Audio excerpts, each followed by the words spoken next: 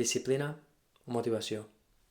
En aquest món hi ha 3 tipus de persones. Les que creuen que l'important és la motivació i que lluiten contínuament per aconseguir tenir aquesta motivació per perseguir els seus objectius.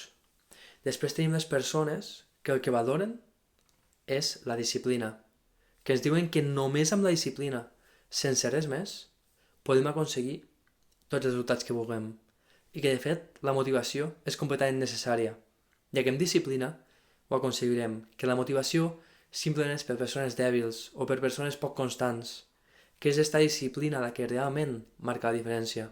Per últim, tenim les persones que creuen que aquestes idees tenen que treballar juntes i sincerament estan bastant prop de la realitat, ja que si no tenim motivació i només tenim disciplina, el que no tenim és direcció, mentre que si el que tenim és motivació però no disciplina, el que aconseguirem són resultats a curt termini, o potser ni tan sols arribéssim a aconseguir resultats, però no aconseguirem mantenir-ho en el temps.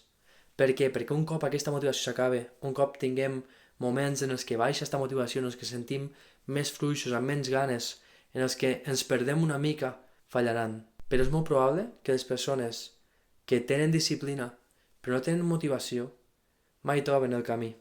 Per tant, tenir motivació per aconseguir uns objectius i tenir la disciplina per fer el que saps que has de fer quan ja no tens ganes de fer-ho és la clau. I m'agradaria obrir un tercer escenari, l'escenari dels que gaudim del procés, que és que moltes vegades ens centrem tantíssim en els resultats finals, tant el que treballa per motivació, l'únic que fa és estar motivat per aconseguir aquest objectiu, això que vol aconseguir, com el que té la disciplina és disciplinat, fa sacrificis, perquè es centra en este final del camí.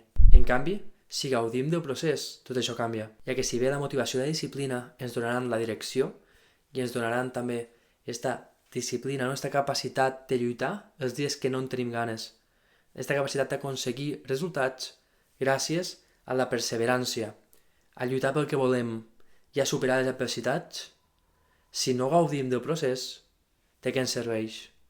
Sí, haurem aconseguit l'objectiu, però quan l'aconseguim, què?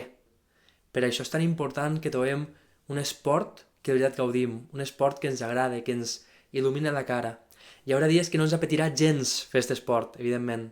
Hi haurà dies que no voldrem sortir de casa, i aquí és on surt la disciplina. Hi haurà dies que no tindrem clar com hem de progressar per aconseguir els objectius. Aquí és on entra la motivació. No només hem de ser disciplinats i estar motivats. Hem de gaudir de cada un dels dies, ja que són un regal. Així que el pròxim cop que us plantegeu aconseguir un canvi, no penseu en quin és el millor esport o quina és la millor dieta. Penseu quin és el que més gaudiu.